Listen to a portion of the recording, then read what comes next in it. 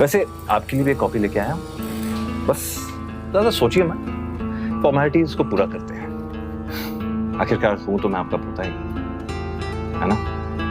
पर अपने पोते के लिए इतना तो कर ही सकते हैं, और इस बहाने शायद आपका पछतावा तो ना हो जाए। मुस्कुराते हुए नक्श भी कैबिन से बाहर चला गया और जाते जाते अग्रीमेंट पेपर की कॉपी को यशवर्धन के हाथ में थमा चुका था। 4 साल पहले कॉलेज पास आउट होने के बाद जब नक्श ने अनिका के पापा के साथ काम करना शुरू किया था, तब सिर्फ अनिका के पापा ही थे जो ये जानते थे कि नक्श का पूरा नाम नक्श भानुशाली है। इतना ही नहीं, कॉलेज की पढ़ाई के दौरान उसके दोस्तों को भी उसके बारे में कोई जानकारी नहीं थी। अनिका के पापा के साथ काम करते वक्त नक्श की मुलाकात अनिका से हुई और पहली नजर में ही वो अपना दिल खो बैठा। लेकिन उसे क्या पता था कि इतना प्यार होने के बाद भी जब वो अनिका से शादी करेगा, तब उसे उस शादी में एक जिल्लत की जिंदगी के अलावा और कुछ नहीं मिलेगा। भले ही मैं अनिका को अपना सच इतनी जल्दी नहीं बताऊंगा, लेकिन आज मुझे महसूस हो रहा है कि मेरे अंदर कुछ बदल गया है। जैसे मेरे हाथों में कोई पावर आ गई है और अब मैं उन लोगों को जवाब दे सकता हूं जो मुझ पर हंसते थे।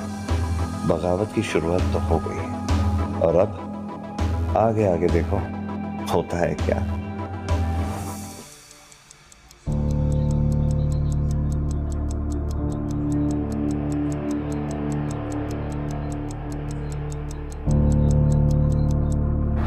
मॉम, मैं सोच रही थी आज ये महाशय को ऑफिस लेकर जाऊं, पर ये घर पे ही नहीं है। और मेरी किस्मत इतनी फूटी हुई क्यों है? आपने मेरी शादी इस गधे से क्यों कराई है? શું કરે છે? तुझे ऊपर जाने की बहुत जल्दी है? ऊपर जाने की? नहीं, बिल्कुल नहीं। तो शांति से बैठना, क्योंकि तेरे सवालों का जवाब ऊपर तेरे पप्पा दे सकते हैं। तेरे साथ साथ मेरी भी किस्मत फूट गई। कम ऑन मॉम, ये कैसा जोक है? जोक? मजाक मैं कर रही हूँ या तू? पिछली बार उसको ऑफिस लेके गई थी तो याद है ना क्या हुआ था? फिर से उसको लेके जाके अपना मजाक उड़वाना चाहती है?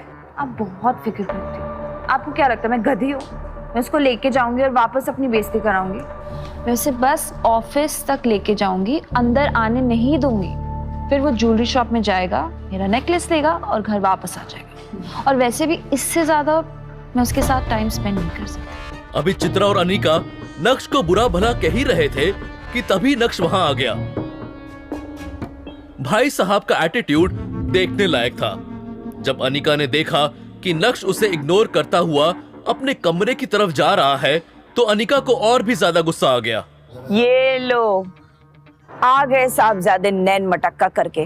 मॉम अभी नहीं, प्लीज प्लीज, मुझे ऑफिस के बहुत लेट हो रहा है और विहान मेरा वहाँ पे वेट कर रहा होगा। विहान का नाम सुनते ही नक्श के चेहरे का रंग फीका पड़ गया। देखो, आज तुम्हारी काम चोरी की बात हो रही है और तुम आ गए।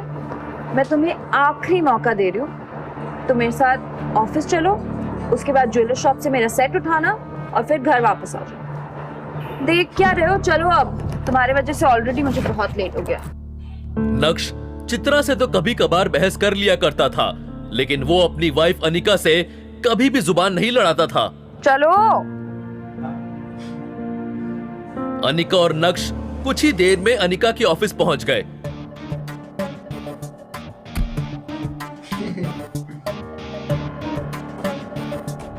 अनिका जब अपने कैबिन में पहुंची तो उसका दोस्त और बिजनेस पार्टनर विहान बजाज पहले ही वहां बैठा उसका इंतजार कर रहा था। यार अनिका, मैं पिछले 1 घंटे से बैठा तुम्हारा इंतजार कर रहा हूँ। ये आदमी इतना खाली है कि 1 घंटे से यहाँ बैठ के मेरी बीवी का इंतजार कर रहा है। I am so sorry Vihaan, क्या है ना, कुछ लोगों के कारण देर हो